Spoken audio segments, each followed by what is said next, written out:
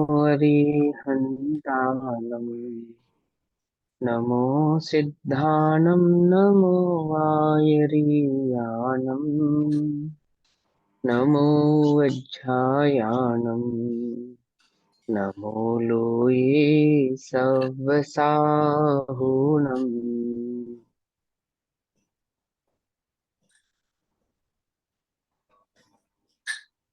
ओंकारं बिन्दुसंयुक्तं नित्यं ध्यायन्ति योगिनः कामदं मोक्षदं चैव ओंकाराय नमो नमः।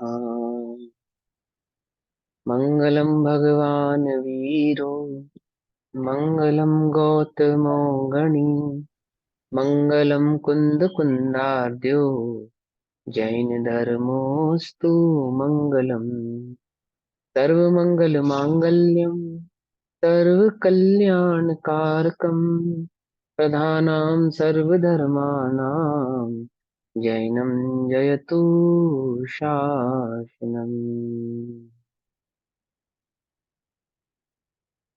नमः समय साराय स्वानुभूत्य चिकासते चित्स्वभावाय भावाय सर्वभावान्तरच्छिते।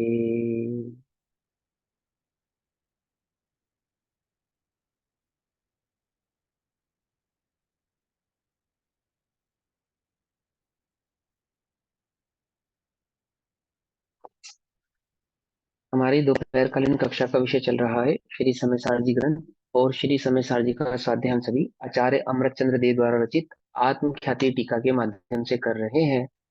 आत्मख्याति टीका में कर्ता कर्म अधिकार पेज नंबर 213। कर्ता कर्म अधिकार में क्या भाव चल रहा है? एक द्रव्य दूसरे द्रव्य का कर्ता नहीं है, जीव और पुद्गल के बीच में कर्ता कर्म संबंध नहीं है, तो भी जीव कर्म से बंधा है, कर्मों ने जीव को बांधा है, ये कहा जाता है। यह व्यवहार का कथन है। व्यवहार के कथन के अनुसार निमित्त नैमित्तिक संबंध की अपेक्षा से जीव ने कर्म को किया और कर्म ने जीव को बांधा, इस प्रकार कहा जाता है। वास्तव में तो जीव एक अपने अज्ञान भाव का ही कर्ता होता है, अपने अज्ञान भाव रूप से परिणमता है। अपने अज्ञान भाव रूप के परिणमन को ही मिथ्यात्व आदि पांच हेतु जो कर्म बंध के कहे हैं, उस अपेक्षा से जीव ने मिथ्यात्व वृत्ति कषाय योग आदि को किया है, ऐसा कहा जाता है। वही एक अज्ञान भाव ही पांच प्रकार से कहा जाता है। इस जीव को अज्ञान रूप परिणमाने में कोई कर्म का उदय निमित्त है, कर्म का उदय निमित्त है, ऐसा कहते हैं। वास्तव में जीव अपनी स्वयं की योग्यता से ही अज्ञान रूप परिणमित होता है। वह स्वतंत्र रूप से ही अपने स्वभाव को, अज्ञान क्या है कि अपने स्वभाव को नहीं जानना, यही जीव का अज्ञान है। अपने स्वभाव को जाने, अपने ज्ञाता दृष्टा चैतन्य भाव को जाने, यही उस जीव का ज्ञान है। निरंतर अज्ञान में उद्यत होता हुआ, रमण करता हुआ, निज रूप करता हुआ, पर द्रव्य को अपना भाव मानता हुआ अनादि से संसार में परिभ्रमण कर रहा। कोई ऐसा कहे, गाथा नंबर 137 और 138 का भाव, कि कोई ऐसा कहे कि जीव और पुद्गल मिलकर राग आदि रूप परिणमित होते हैं, कर्म रूप परिणमित होते हैं, तो उसका यह कहना भी उचित नहीं है। क्योंकि जिस प्रकार हल्दी और फिटकरी मिलकर दोनों लाल रंग में परिणमित हो जाते हैं, ऐसे जीव और पुद्गल दोनों यदि कर्म रूप में परिणमित होंगे, तो कर्म जो पुद्गल जाति का है, जीव भी पुद्गल जाति का सिद्ध होगा। और ऐसा कहने से, ऐसा मानने से जीव का नाश हो जाएगा। तो जीव कर्म के साथ मिलकर कर्म रूप परिणमित नहीं होता है, तो क्या कर्म जीव के साथ मिलकर कर्म रूप परिणमित होता है? कि जिस प्रकार जीव कर्म के साथ परिणमित नहीं होता है, पुद्गल के साथ मिलकर कर्म रूप परिणमित नहीं होता है, उसी प्रकार कर्म भी या पुद्गल भी जीव के साथ मिलकर कर्म रूप परिणमित नहीं होता है। क्योंकि वही दोष जो गाथा नंबर 137 138 में कहा है, वही दोष वहां पे भी बनता है। जो जीव का पुद्गल के साथ मिलकर कर्म रूप परिणमित होने में बनता है, वही दोष कर्म का जीव के साथ पुद्गल रूप परिणमित होने में बनता है। कोई अलग बात दोनों नहीं है। वही गाथा नंबर 139 और गाथा नंबर 140 में इसी भाव को समझाते हैं। समझ में आ रहा है या नहीं समझ में आ रहा? ठीक है ना? देखो, ये बात सभी लोग अच्छे से याद कर लो, सभी लोग अच्छे से इस बात को समझ लो। जब आचार्य अमृतचंद्र देव टीका लिख रहे हैं, जब आचार्य कुंद कुंद देव गाथाएं लिख रहे हैं, या अन्य आचार्यगण जो आगम की रचना कर रहे हैं, तो उनके चित्त में ये भाव अच्छे से समाहित है कि 8 वर्ष के बालक को भी सम्यक दर्शन प्रकट करने की योग्यता है। 8 वर्ष का बालक भी जिन वचनों को सुने, जिन वचनों को शिरोधार्य करे, हृदय में धारण करे, तो क्या होता है? उसको सम्यक दर्शन प्रकट होता है। यानी वे आगम की जो रचना कर रहे हैं उसमें स्पष्टता है, इसी तरीके से लिख रहे हैं कि 8 वर्ष के बालक की भी वह बात समझ में आ जावे। ठीक। तो इसके लिए हमें बहुत विशेष ज्ञानी होना पड़ेगा और बहुत विशेष बुद्धि का धारी होना पड़ेगा, ऐसा नहीं है। जितनी बुद्धि 8 वर्ष के बालक के पास है, यदि उतनी बुद्धि भी तुम्हारे पास है, तो तुम आगम के हृदय को भी समझ सकते हो और आगम को अपने हृदय में स्थापित करके सम्यक दर्शन आदि भी प्रकट कर सकते हो। कोई मुश्किल कारण कार्य यह नहीं। ठीक है ना। इतना सहज है। जब दिव्य ध्वनि कैसे खिलती है कि महा और लघु दोनों ही प्रकार की भाषाओं में गिरती है। कौवा भी जावे दिव्य सम्मिश्रण में तो अपनी भाषा में जिन वचन को समझ सके, शेर भी जावे तो अपने जिन वचन में समझ सके, देव भी जावे तो समझ सके, और मनुष्य भी जावे तो जिन वचन को अपनी ही भाषा में धारण समझ सकता है उसको धारण कर सकता है। तो जो आचार्य हैं वे किस भाषा में लिखते हैं कि जो जन जन जन सामान्य जन की बात जिस जो समझ में आ जावे। समझे ना। यदि उन्हें बहुत विशेष बात लिखनी होती ना, तो घट पट और स्वर्ण आदि के उदाहरण नहीं देते वो। समझे। वो सारे उदाहरण कौन से देते, वो मूल व्याकरणों के और जाने किन किन चीजों के ऐसे उदाहरण देते जो सिर्फ पंडितों के ही समझ में आ सकते थे। कोई रसायन शास्त्र का उन्होंने उदाहरण नहीं दिया, कोई केमिस्ट्री के कोई बड़े बड़े फिजिक्स के उदाहरण उन्होंने नहीं दिए। ऐसा तो नहीं उन्हें फिजिक्स का ज्ञान नहीं है, केमिस्ट्री का ज्ञान नहीं है। सभी प्रकार के उस भाव को वे जानते हैं। ज्योतिष का भी अच्छा ज्ञान होता है, तो भी नक्षत्र और तारामंडलों के उदाहरण उन्होंने नहीं दिए। कोई साइंस का टीचर होता है ना, तो सारे उदाहरण कैसे होते हैं उसके, वैज्ञानिक होते हैं। मैथमेटिक्स का टीचर हो, उसके उदाहरण कैसे होते हैं, सारे गणित गणित के ही होते हैं। उसके सब पहेलियां भी गणित की होती है, उसके पास उदाहरण भी गणित के होते हैं। ऐसा ही होता है। इसी अब आचार्य जो संस्कृत के विद्वान हैं, आचार्य अमृतचंद्र देव, आचार्य कुंद कुंद देव संस्कृत के विद्वान हैं। और हल्के कोटि के विद्वान नहीं है, सबसे क्लिष्ट भाषा संस्कृत के लिखने वाले भी और सरलतम संस्कृत के रचयिता भी। ऐसे जबरदस्त संस्कृत के विद्वान है, परंतु कोई भी उदाहरण व्याकरण का नहीं दे रहे, कोई भी उदाहरण विज्ञान का नहीं दे रहे, कोई भी उदाहरण ज्योतिष आदि शास्त्रों का नहीं दे रहे। कौन सा उदाहरण दे रहे हैं, घड़ा बनाने का उदाहरण दे रहे हैं कि घड़ा कैसे बनता है। तो हम छोटे थे ना, हमने खुद देखा घड़ा बनते हुए। आजकल तो देखने को नहीं मिलता, लेकिन पोट्री की क्लासेस स्कूलों में भी लगती थी। वहां पे घड़ा बनाना या कप बनाना सिखाते थे। सिखाते नहीं सिखाते। मैंने ऐसा उदाहरण, ज्वेलरी किस घर में नहीं है, किसके पास नहीं है। तो सोना या चांदी किसके पास नहीं है। मिट्टी का घड़ा तो गरीब से गरीब के घर में भी है ना। सोना चांदी हर हर किसी ने देखा है, हर कोई समझ सकता है। कपड़ा किसने नहीं देखा। कौन नहीं जानता कि कपड़े में एक ताना होता है, एक बाना होता है। मैंने उदाहरण कौन सा दे रहे हैं, तो कोई भी समझ सकता है, कोई भी समझ सकता है। समझे। जो आपकी नजरों के सामने यत्र तत्र बिखरा पड़ा है। क्यों दे रहे हैं ऐसा उदाहरण, क्योंकि कोई बहुत विशेष बात नहीं है। दो द्रव्यों के बीच की भिन्नता कोई बहुत विशेष बात नहीं है। भिन्न ही है, उसे भिन्न जानना है कितना मुश्किल है। भिन्न नहीं है, उसे भिन्न करना है कितना मुश्किल है। क्या कहा, जो भिन्न नहीं है उसे भिन्न करना है, ये तो कुछ काम भी है। भिन्न ही है, उसे भिन्न बतलाना है, उसमें क्या मुश्किल है। सारी दुनिया जानती है तेल में से तेल निकलता है, रेत का घड़ा नहीं बनता, सबको पता है। वही उदाहरण आचार्य देव दे रहे हैं। क्या समझा रहे हैं, वस्तु स्वरूप समझा रहे हैं। क्या समझ में आया तुम्हें इससे, कि बहुत विशेष विशेष बुद्धि लगानी पड़े, कोई बहुत विशेष बात समझ में आनी पड़े। हाँ, विशेष ये इतनी ही है कि तुम्हें ये इतनी सरलता सी सरलतम बात अनादि से समझ में नहीं आई। इतना ही विशेष है इस बात के अंदर। क्या कहा, कि इतनी साधारण सी बात का कैसे समझ में नहीं, अनादि से समझ में नहीं। पकड़ में ही बात। इस सरलतम बात की विशेषता क्या है, अभी भी क्यों पकड़ में नहीं आएगी, कि तुम सरलता से नहीं समझ रहे। सरल बात को सरल तरीके से नहीं समझ रहे, बहुत विशेष प्रकार से इसको समझने की चेष्टा कर रहे हो। विशेष क्या है उसमें, कुछ नहीं है, है ना। विशेष बस इतना ही है कि बात बहुत सरल है, स्वीकार्य नहीं हो रही, बस इतनी सी बात। कि बस मैं अज्ञान नहीं करूंगा और मुक्त हो जाऊंगा, कि हाँ तू अज्ञान नहीं करेगा और मुक्त हो जाएगा, इतनी सी बात है। इससे ज्यादा कुछ है ही नहीं। ये इतनी सी बात है कि बस मैं आत्मा और ऐसा अनुभव करूंगा तो सम्यक दर्शन हो जाएगा, कि हाँ सिद्ध बन जाएगा, सम्यक दर्शन की बात कर रहा है, केवल ज्ञान प्रकट हो जाएगा। इतनी सी बात क्या है, इतनी सी बात है। अरे भैया, इतना अपार आगम, ये इतनी सी बात, कि हाँ बात इतनी सी ही है। बात ये है कि इतने अपार आगम में इतनी सी बात समझानी है तुझे, इतनी सी बात ही समझ में नहीं आ रही। समझ में बात नहीं, समझ में। पूरी रामायण क्या है इतनी बड़ी है ना रामायण, क्या है उसमें पूरी रामायण में। एक सीता है, एक राम है, एक रावण है। रावण ने सीता का हरण कर लिया, और राम जाके रावण को मार के युद्ध करके और सीता को वापस ले आते, बस खत्म। इतनी सी रामायण है। इससे अधिक रामायण में कुछ है ही नहीं। कुछ बात समझ में नहीं आई? ये अनादि की रामायण कितनी सी है कि नाटक को नाटक नहीं समझ पा रहा, नाटक को नाटक नहीं समझ पा रहा, पर्यायों के खेल को द्रव्य का खेल समझ। इतनी सी बात है। शरीर मैं नहीं हूँ। ये दिन रात ये गली में चलने वाला भिखारी है, भिखारी भिखारी इन सेंस, अनपढ़ हो, गवार हो, कुछ नहीं जानता, उसको भी मालूम है। क्या मालूम है? कि एक दिन मर जाएंगे, एक दिन ये देह छूट जाएगी। और ये जो मरण है ये परमानेंट नहीं है, क्योंकि आत्मा अमर है और शरीर नश्वर। पता है उसको भी बात। कितनी साधारण सी बात, लेकिन समझ में नहीं आ रही। क्या समझ में नहीं आ रही? कि आत्मा का स्वरूप अविनश्वर कैसा है, और देह का जो नश्वर स्वरूप है पुद्गल का, वह कैसा। ये उसको अस्तित्व गुण के आस्ति नास्ति और अवक्तव्य भाव उसको समझ में नहीं आ रहा। वस्तु का उत्पाद व ध्रुव युक्त जो स्वभाव है, वह उसके ज्ञान का विषय नहीं है। चर्चा उसी की कर रहा है, चर्चा उसी की कर रहा है, जानता वह भी है, ठीक है ना। लेकिन क्या नहीं हो रहा? स्वीकार नहीं कर।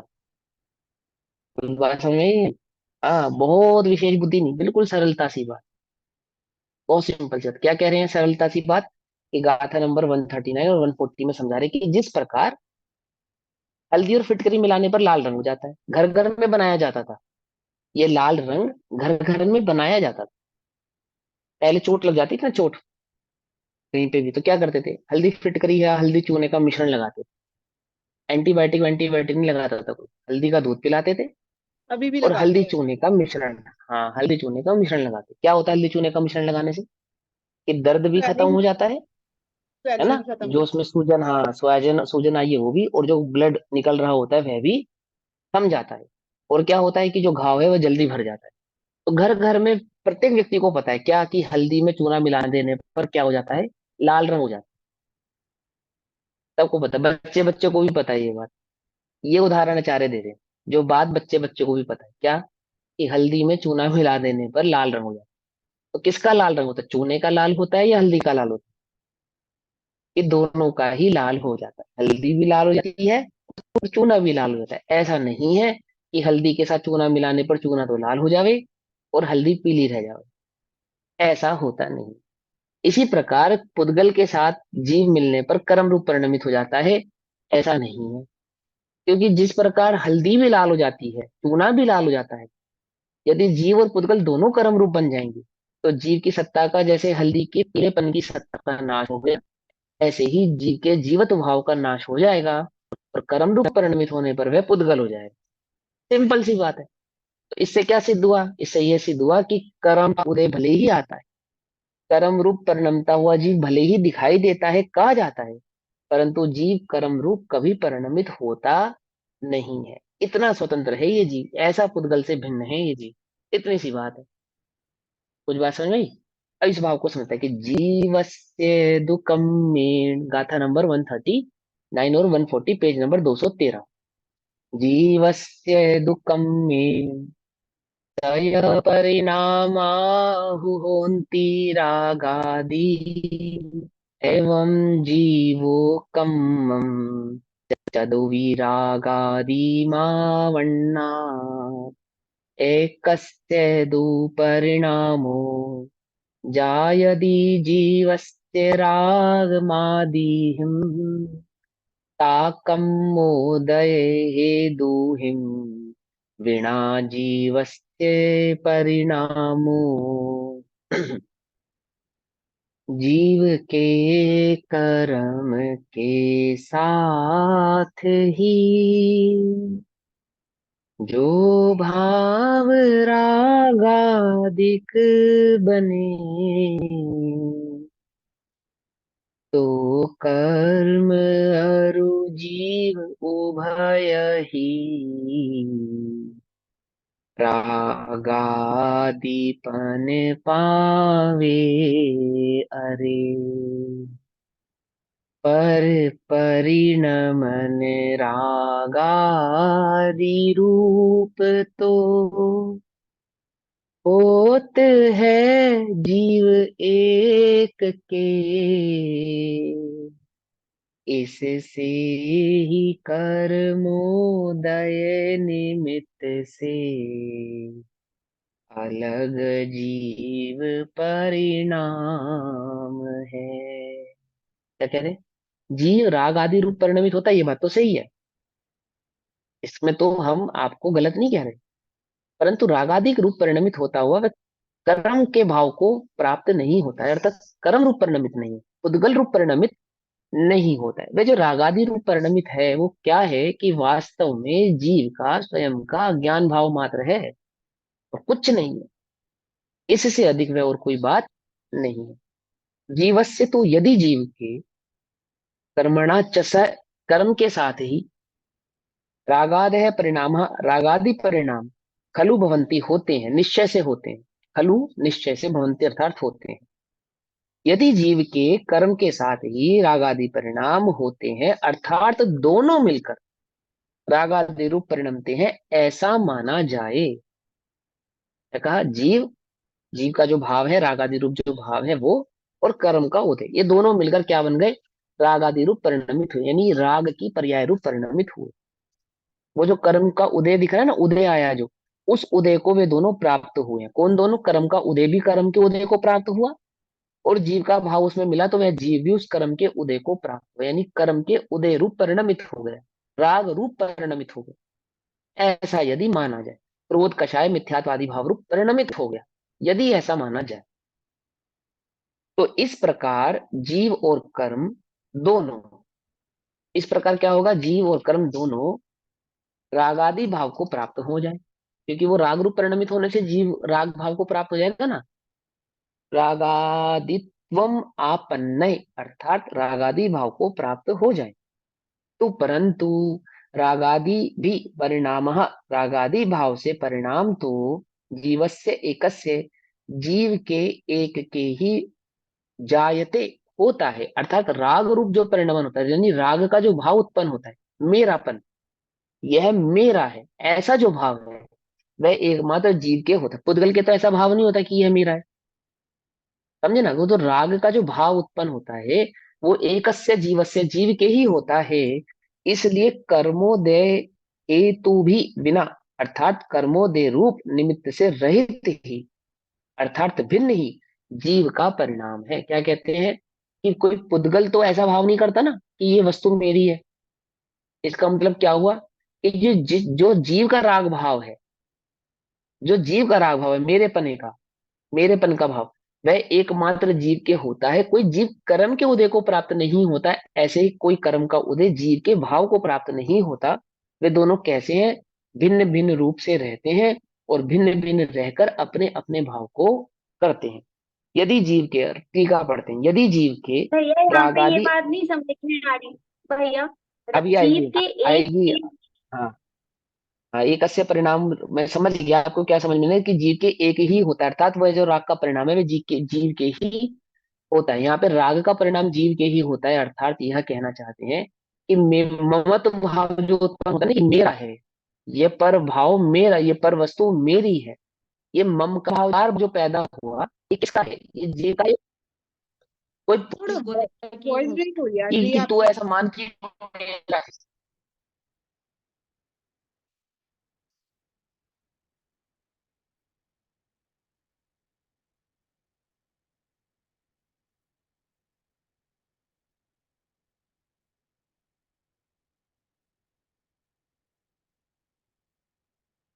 वॉइस नहीं आ रही, आवाज नहीं आ रही फिर। आवाज नहीं आ रही आपकी। जरूरी है ना, जीव भाव होना जरूरी है ना उसके लिए, मतलब चैतन्य भाव ही तो कोई होगा ना। कोई पुद्गल तो ऐसा नहीं करेगा कि ये मेरा है, पुद्गल तो कहेगा नहीं किसी वस्तु को मेरी है। ये भाव तो जीव ही कहता है कि मेरा है या मेरी है। तो जो मेरापन का भाव उत्पन्न होता है, ममकार भाव उत्पन्न होता है, वह जीव के उत्पन्न होता है, ना कि पुद्गल के उत्पन्न होता है। एक होता है कर्म का उदय, और एक होता है उस रूप भाव। बात कही, क्या कहा? कि जीव के राग तो है, परंतु जीव राग रूप नहीं है। क्या कहा? इस बात समझ में नहीं? पिछली गाथा में क्या कहा था? राग तो है, राग का उदय तो है, परंतु जीव उस उदय रूप नहीं है। और इस गाथा में क्या कह रहे हैं? कि जीव के राग तो है, परंतु जो कर्म है ना, कर्म वह राग रूप नहीं है, माने वह जीव के भाव को प्राप्त नहीं हो। जैसे जीव पुद्गल के भाव को प्राप्त नहीं होता, ऐसे ही पुद्गल जीव के भाव को प्राप्त नहीं होता। देखो टीका में पढ़ते हैं। यदि जीव के राग आदि अज्ञान परिणाम के निमित्त भूत, अज्ञान परिणाम के निमित्त यानी राग आदि अज्ञान परिणाम क्या है? कि वो अपने स्वभाव को नहीं जानता, जीव अपने ज्ञान भाव को नहीं जानता, और क्या मानता है? ये जो पर पदार्थ है, यानी जो पर उद्गल तत्व है या द्रव्य है, यह हम मैं हूं। तो द्रव्य कर्म को निज रूप करता है, भाव कर्म को निज रूप करता है, और नो कर्म को निज रूप करता है।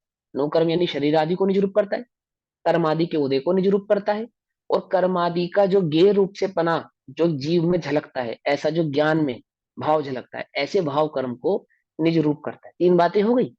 अब क्या कहते हैं कि यदि जीव के राग आदि अज्ञान परिणाम के निमित्त भूत, उदयागत अज्ञान परिणाम के निमित्त भूत, जीव के अज्ञान परिणाम और कर्म के उदय में और बंध में क्या संबंध है? निमित्त नैमित्तिक संबंध है। निमित्त भूत उदयागत उद्गल कर्म के साथ ही, माने दोनों एकत्रित होकर ही राग आदि अज्ञान परिणाम होता है। वहां पे तो होता पुद्गल का उदय परिणाम, यहाँ पे क्या हो गया? जीव का अज्ञान परिणाम। कि कोई ये कहे, पिछली गाथा में समझाया था कि जीव का अज्ञान परिणाम और कर्म का उदय मिलकर कर्म रूप होते हैं। और यहाँ क्या समझा रहे हैं? कि कर्म का उदय और जीव का अज्ञान परिणाम, ये दोनों मिलकर जीव के अज्ञान परिणाम रूप होते हैं। बात समझ में आई या नहीं समझ में? पिछली गाथा में क्या था? अपना परिणाम और पुद्गल का परिणाम पुद्गल रूप होते हैं। इस गाथा में क्या है? कि पुद्गल का परिणाम और अपना परिणाम, ये दोनों मिलकर जीव रूप होते हैं।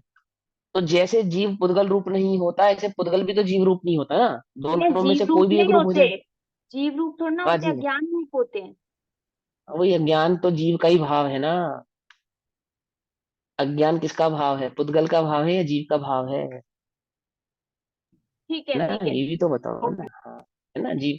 क्योंकि वहां पे तो अज्ञान की मुख्यता से बात कह रहे हैं, तो अज्ञान भाव है किसका? अज्ञान का कर्ता कौन?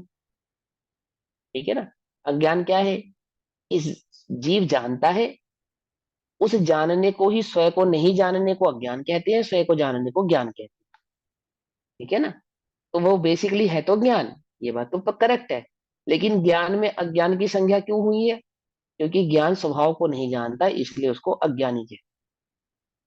ज्ञान स्वभाव को जाने तो वही ज्ञान क्या हो जाएगा? ज्ञानी हो जाएगा। सूक्ष्मता से देखने पर तो ज्ञान का काम जानना है, वो जानने का कार्य करता है, अन्य कुछ करता नहीं। ये सब भाव पिछली कक्षाओं में अच्छे से स्पष्ट करके समझाए ना। हाँ, वो भूलो मत, उसे भूलो मत। अगर मैं पिछला पिछला ही बार बार रिपीट करूंगा तो अगला अगला कैसे समझ में आएगा? तो उसे याद रखो जो पहले पढ़ा था, और अब इस भाव को समझोगे तो और अच्छे से समझ में आएगा। क्या कहते हैं? यदि जीव के, जो जीव के अपने भाव है, जीव का अपना भाव कौन सा है? ज्ञान जीव का अपना भाव है। उसी अज्ञान का संदर्भ अज्ञान, ज्ञान के संदर्भ से अज्ञान को समझा रहे हैं। स्वभाव को नहीं जानता, तो नहीं जानता तो किसने मजबूर किया उसे कि स्वभाव को मत जान? किसने कहा आके कि तू अपने स्वभाव को मत जान? कौन सा कर्म उसके आड़े आ रहा है, कौन सा कर्म उसका रोड़ा बन रहा है? अरे तू ज्ञानमय है, अपने ज्ञान में रह। कौन तुझे कहता है कि तू कर्ता बन? और किसी के कहने से तू कर्ता बन जाएगा? या किसी के कहने से तू पुद्गल बन जाएगा? या तू पुद्गल को निज रूप मानने से पुद्गल बन जाएगा?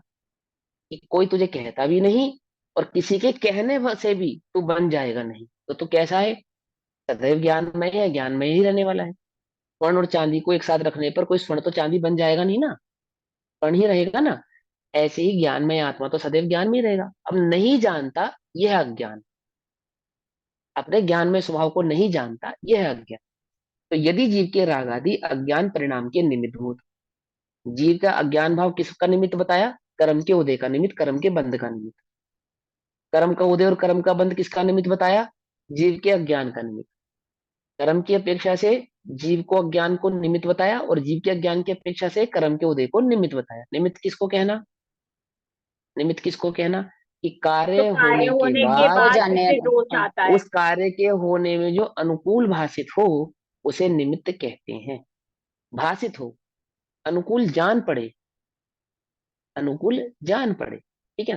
तब तो कितना अजीब लगेगा कि मेरी गाड़ी ये कहे कि मैं उसका हूं, ये कपड़े ये कह रहे हैं कि हम तो हिमांशु के हैं, तो कोई नहीं मानेगा।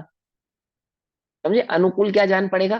कि हिमांशु कहे कि ये मेरे हैं, जीव कहे पुद्गल को कि ये मेरा है, ये तो अनुकूल जान पड़ती है बात। लेकिन पुद्गल कहे कि जीव मेरा है, तो बोलो क्या कितना कितने अनुकूल पड़ेगी ये बात जानने में। कि कोई जीवित व्यक्ति मुर्दा से लिपट के रोए, ये तो समझ में आती है, कोई मुर्दा जीवित से लिपट के रोए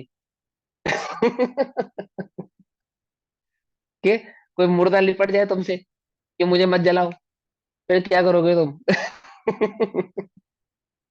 कुछ बात समझे नहीं? उसे मुर्दा कौन कहेगा? अनुकूल क्या जान पड़ता है? अनुकूल तो यही जान पड़ता है कि कोई जीवित मुर्दा के से लिपट के रोए। मुर्दा माने पुद्गल, जीवित माने जीव। समझे नहीं समझे? है ना? हाँ, ऐसा। तो अनुकूल निमित्त है ना वो जीव, इसलिए उसको उसको कहा। अब समझ, यदि जीव के रागादि अज्ञान परिणाम के निमित्त भूत उदयागत उद्गल कर्म के साथ ही, अर्थात उद्गल कर्म का उदय और जीव का अज्ञान भाव, ये दोनों मिलकर एकत्रित होकर राग आदि रूप अज्ञान परिणाम होता है। ऐसा वितर्क उपस्थित किया जाए तो जैसे मिली हुई फिटकरी और हल्दी दोनों का लाल रंग रूप परिणाम होता है, उसी प्रकार जीव और पुद्गल कर्म दोनों के राग आदि अज्ञान परिणाम की आपत्ति आ जाएगी। यानी कि हमें ऐसा मानना पड़ेगा कि जीव का तो अज्ञान परिणाम है ही, पुद्गल का भी अज्ञान परिणाम है, ऐसा मानना पड़ेगा। और जब पुद्गल में अज्ञान की संधि देंगे तो उसमें ज्ञान है, ऐसा स्वीकार करना पड़ेगा, क्योंकि बिना ज्ञान के तो अज्ञान हो सकता नहीं। कुछ बात समझे नहीं? किसी जीव को अज्ञानी होने के लिए ज्ञान होना आवश्यक है ना? पकड़ में ही बात, नहीं पकड़ में? कौन है अज्ञानी? चेयर, कुर्सी, सोफा, टेबल, ये अज्ञानी है या जीव अज्ञानी है? ना? किताब, बच्चा कहेगा ये किताब बड़ी अज्ञानी है, ये ब्लैक बोर्ड बड़ा अज्ञानी है, चौक बड़ी अज्ञानी है। गुरु क्या कहता है? ये शिष्य अज्ञानी है, ये शिष्य ज्ञानी है ना? कितनी बड़ी आपत्ति आ जाएगी कि वह जो अज्ञान भाव जीव को है, ऐसा ही एक अज्ञान भाव पुद्गल के भी मानना पड़ेगा। अब इसको समझना, यहाँ अपेक्षा को समझना। अज्ञान के दो अर्थ होते हैं, एक ज्ञान नहीं होने को भी अज्ञान के, यानी कि जड़त्व भाव को, और एक ज्ञान तो हो परंतु सही ना हो, उसे भी अज्ञान के। तो यहाँ किस अज्ञान की बात कह रहे हैं? ज्ञान है परंतु सही नहीं। यदि ऐसा माने कि जीव भी अज्ञानी है और पुद्गल भी अज्ञानी है, तो क्या गड़बड़ होगी? कि पुद्गल को ज्ञान संज्ञा माननी पड़ेगी, जो कि पुद्गल के पास नहीं है। क्या कहते हैं? कि दोनों राग आदि अज्ञान परिणाम की आपत्ति आ जाएगी, एक जीव के ही परंतु एक जीव के ही अज्ञान एक जीव के ही रागादि अज्ञान परिणाम तो होता है। अब देखो ये रागादि जो बात कही जा रही है ना, रागादि, ये अज्ञान परिणाम के पांच भेद पहले बता दिए ना, कि एक अज्ञान भाव ही मिथ्यात्व है, एक अज्ञान भाव ही कषाय है, एक अज्ञान भाव ही योग है ना? तो ये जो रागादि है अर्थात वह अज्ञान के राम नाम से कहा जाए तो होता है, यानी कि परंतु एक जीव के ही अज्ञान परिणाम तो होता है। इधर रागादि को एक मिनट के लिए गौण कर दो, अज्ञान में समाहित कर लो, तो तुरंत समझ में आ जाएगी बात। परंतु एक जीव के ही अज्ञान परिणाम तो होता है, इसलिए पुद्गल कर्म का उदय जो कि जीव के रागादि अज्ञान परिणाम का निमित्त है, उससे भिन्न ही जीव का परिणाम है। पकड़ में बात? मैंने ये बात तो सही है कि उदय है, लेकिन कैसा है? वह जीव रूप होकर परिणमित नहीं होता, अज्ञान रूप होकर परिणमित नहीं। अज्ञान का परिणाम तो जीव का अपना निजी स्वतंत्र परिणमन है, कोई पुद्गल अज्ञान रूप परिणमित होता नहीं। जैसे जीव कर्म रूप परिणमित नहीं होता, ऐसे ही पुद्गल कर्म अज्ञान रूप परिणमित नहीं। कर्म तो मात्र पुद्गल में ही रहता है और अपने पुद्गल भाव से को ही प्राप्त होता है, और पुद्गल भाव रहकर ही परिणमित होता है। पॉइंट पकड़ में आया? अभी समझ रहे हैं इस बात को? नहीं समझ रहे? यहाँ जीव के अज्ञान का निषेध नहीं कर रहे, जीव के रागादि कषाय आदि भावों का निषेध नहीं कर रहे, परंतु कोई पुद्गल रूप वह परिणमित हो गया है, ऐसा राग उसका निषेध कर रहे हैं। यानी कर्म के उदय का, इस सत्ता का जीव की सत्ता में अस्तित्व मानना, उसका निषेध कर रहे हैं। कर्म के उदय को जीव का कर्ता मानना, उसका निषेध कर रहे हैं। जीव को कर्म का कर्ता मानना, उसका निषेध कर रहे हैं। कुछ बात समझ में नहीं? जीव करता है किसका? अपने ज्ञानादि भाव का करता है, अपने अज्ञानादि भाव का करता है। उद्गल करता है किसका? अपने स्वतंत्र परिणमन का करता है। एक दूसरे का दोनों को कर्ता कहना, ये क्या है? ये पूर्व रंग में समझा चुके हैं पहले, ये व्यवहार है। व्यवहार है, और व्यवहार किसे कहते हैं? जो नहीं है, जो वास्तव में नहीं है और फिर भी उसे है ऐसा कहना। क्या कुछ समझ में आई बात, नहीं समझ में? वो व्यवहार जीव या का परिणाम है। अज्ञानी भी तो कह सकते हैं ना फिर, ज्ञान नहीं है तो ऐसी बातें हो रही हैं। हाँ, तो वो तो इसीलिए तो हो रही है, और किस लिए हो रही है? ज्ञानियों को कैसा दिखता है? वो तो जगत कैसा दिखता है ज्ञानियों को? ज्ञानियों को जगत कैसा दिखता है? जैसा है ज्ञान वैसा दिखता है ज्ञान ना। और ज्ञानी के सभी भाव ज्ञानमय होने से सारा जगत कैसा दिखता है? कि जो वो ज्ञान भाव होने से ज्ञानमय दिखता है, एक बात। दूसरी बात, छह द्रव्यों का स्वतंत्र परिणमन अपने अपने में होता है, जड़ चेतन की परिणति सब अपने अपने में होती है।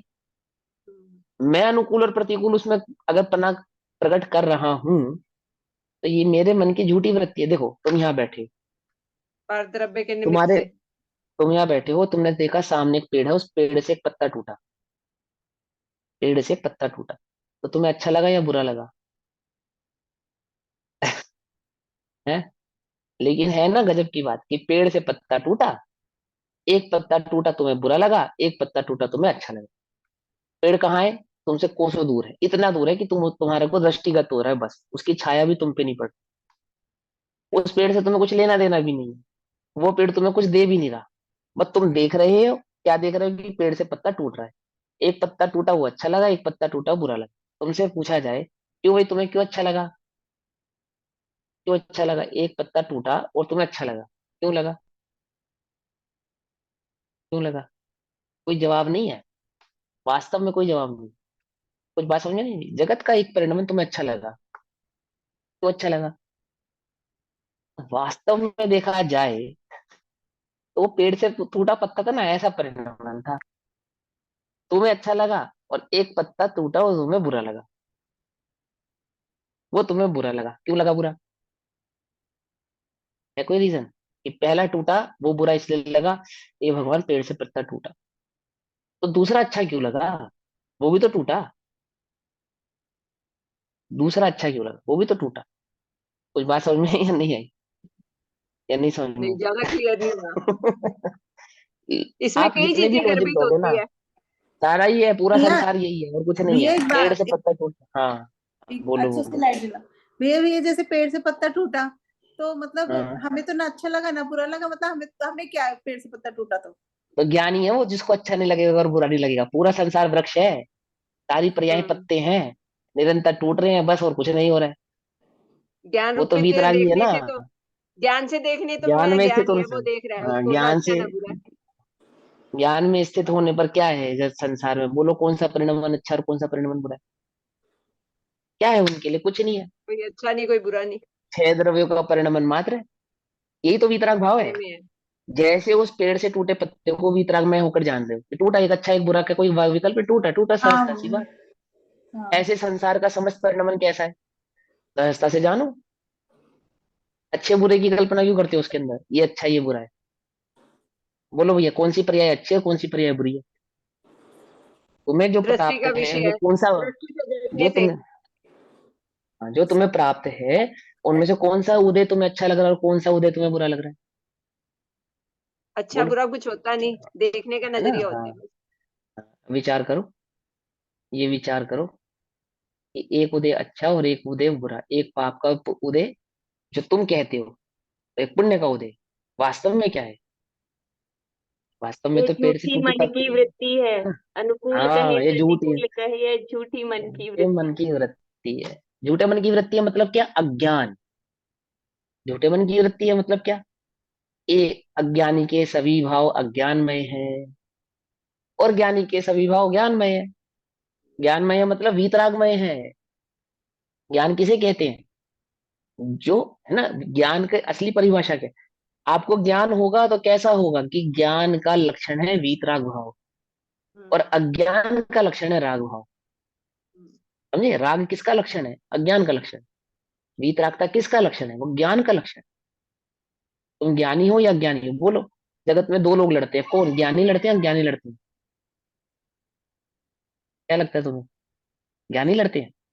ज्ञानी तो मौन है। ज्ञानी तो मौन है। वो मारीच लड़ते रहते हैं, और आदिनाथ मौन रहते हैं। कुछ बात समझ में नहीं? या नहीं समझ में? ज्ञानी नहीं लड़ते, ज्ञानी तो मौन रहते हैं। हम बैठो अपनी, मौन सो, मौन सो। कुछ कोई झगड़ा नहीं है ज्ञानियों का। सारा झगड़ा ज्ञानियों का है। क्या है झगड़ा? ये द्वेष राग की भावना ही झगड़ा है।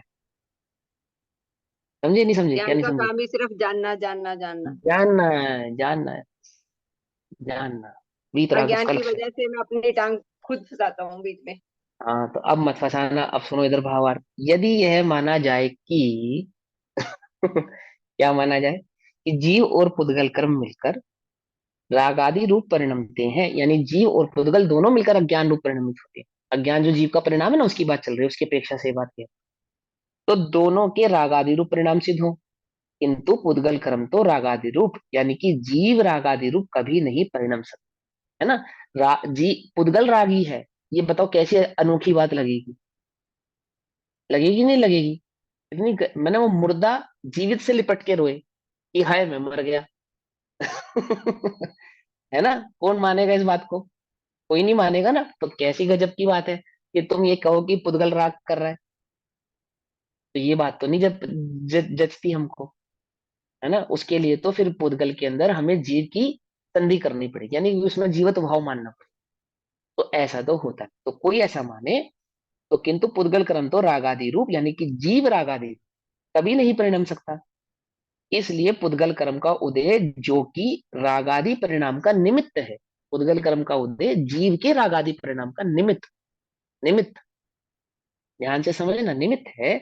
उससे भिन्न ही जीव का परिणाम है, यानी कि जीव का जो राग भाव रूप परिणाम परिणाम होता है, वह पुद्गल के कर्म के उदय से भिन्न ही जानना, उसकी जाति भिन्न और पुद्गल के कर्म के उदय की जाति भिन्न, इन दोनों के बीच के जाति भेद को जानना। ठीक। अब यहाँ नए विभाग से, नए विभाग से अर्थात नयों के भेद से, पृथक पृथक नयों से यह कहते हैं कि आत्मा में कर्मबद्ध स्पष्ट या अबद्ध स्पष्ट है, अर्थात आत्मा कर्मों से बंधा है और अथवा आत्मा कर्मों से नहीं बंधा है। आत्मा ने कर्मों को छुआ है अथवा आत्मा ने कर्मों को नहीं छुआ है। कैसे कहेंगे? नए विभाग से कहेंगे, नए विभाग से। पकड़ में ही बात नहीं? पकड़ में ही? कौन से विभाग से करेंगे? नए नए विभाग विभाग से। हाँ। से आप निकाल। स्वभाव से, स्वभाव से कैसा है ये भी बतलाएंगे, और कैसा कहा जाता है वह भी बतलाएंगे। ठीक है ना। तो कहते हैं नए विभाग से, गाथा नंबर 141 में क्या कहते हैं नए विभाग से? सारा क्लियर हो जी, जाएगा, है ना। ये तो सब क्लियर ही है, सब क्लियर ही है ना। जीवे कम्मम बद्धम, मैंने आपसे बोला ना। क्लियर क्या है? सबसे पहले ये समझो, जो बात 8 वर्ष के बालक की समझ में आ सकती है वो तुम्हारी समझ में नहीं आ सकती। 8 वर्ष के बालक को जीवन का जितना अनुभव है, तुम्हारे जीवन के 8 8 बार करके चार, 3 4 तो बन ही जाएंगे।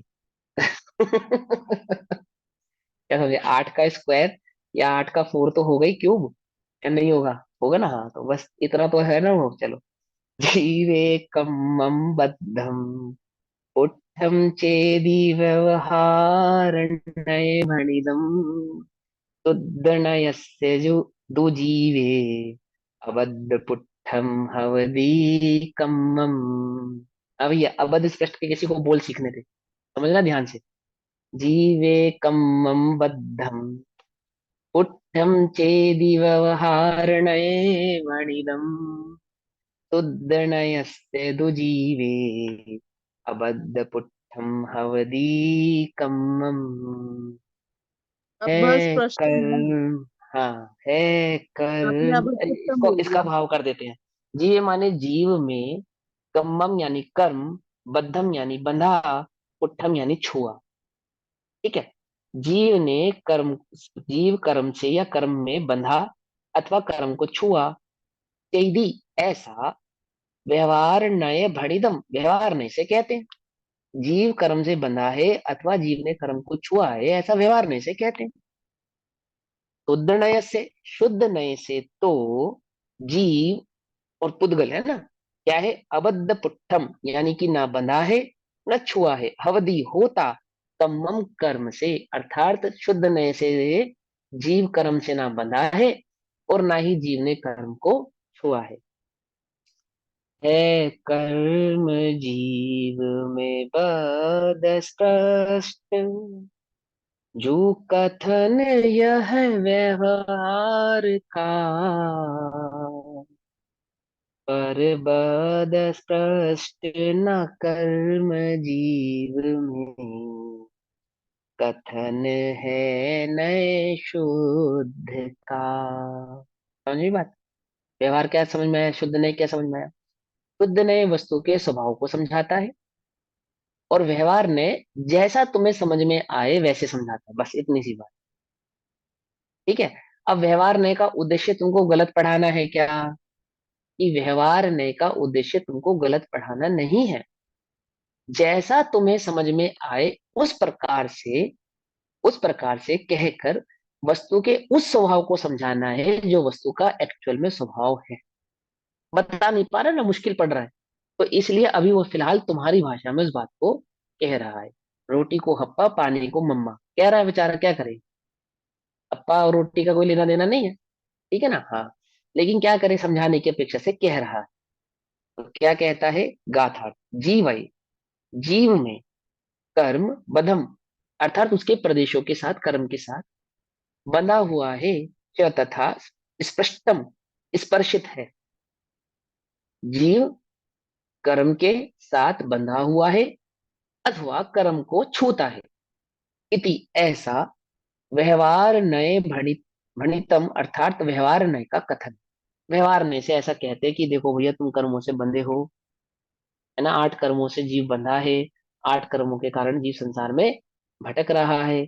8 कर्मों के से जब तक वह छूटेगा नहीं, 8 कर्मों को जब तक वह छोड़ेगा नहीं, तब तक वह संसार से छूटेगा नहीं, संसार के बंधन से मुक्त होगा नहीं, ऐसा व्यवहार ने कहता है। व्यवहार ने जो कहता है, क्या गलत कहता है? गलत कहता है कि नहीं? व्यवहार की अपेक्षा से सही कहता है। यदि तुम्हारे घर पे घड़े को पानी का घड़ा कहा जाता है, तो तुम क्या गलत कहते हो? है कि भाई पानी के संयोग से, संयोगिक भाव से कहता है ना। व्यवहार ने का क्या काम है? जो संयोग की अपेक्षा से कथन करता है। संयोगिकी, जल के अपेक्षा, जल का घड़े के साथ संयोग होने पर घड़ा जल का है, ऐसा कहना व्यवहार का भाव है, ऐसा कहना व्यवहार का लक्षण है। मेरा मेरा इस घड़े के साथ संयोग होने पर मैं पुरुष हूं, मनुष्य हूं, ऐसा कहा जाता है। जैसे जल का संयोग होने पर घड़े को जल का, ऐसे ही मुज्जीव को क्या कहा? मनुष्य। मुज्जीव को क्या कहा? क्या कहा मुज्जीव को? पुरुष। किसके संयोग से? इसके संयोग से, उसमें रखी वस्तु के संयोग से। और इस पुद्गल को क्या कह दिया? जीव। जैसे घड़े को जल का कह दिया, है ना? ऐसे ही इसको क्या कह दिया? जीव कह दिया। और मुझे शरीर कह दिया। कोई बात नहीं, कह दिया तो। कोई बहुत विशेष ज्ञानी, बड़ा तार्किक व्यक्ति आवे और आपसे बहस करे, जल का घड़ा, जल से घड़ा कैसे बनाया, जरा हमें भी बताओ। तो ऐसे बुद्धिशाली के लिए नहीं है ये बात। है ना? ये अरे तुम्हें कुछ नहीं पता, तुम काहे के पढ़े लिखे, तुम्हें इतना भी नहीं पता जल का घड़ा होता है, घी का घड़ा होता है, नमक का बर्तन होता नहीं होता है? नमक का बर्तन होता नहीं होता है? तो सब्जी में बर्तन व्यवहार डाल के से होता है, डालते हैं। व्यवहार से होता है। हाँ होता है, तो उसमें क्या आपत्ति है? हाँ होता है ना, होता है। तुम ज्यादा बुद्धिशाली हो तो उसमें क्या हुआ? हमारे घर में तो नमक का बर्तन भी है, शक्कर का बर्तन भी है, जल का घड़ा भी है, घी का घड़ा भी है सब हमारे घर में।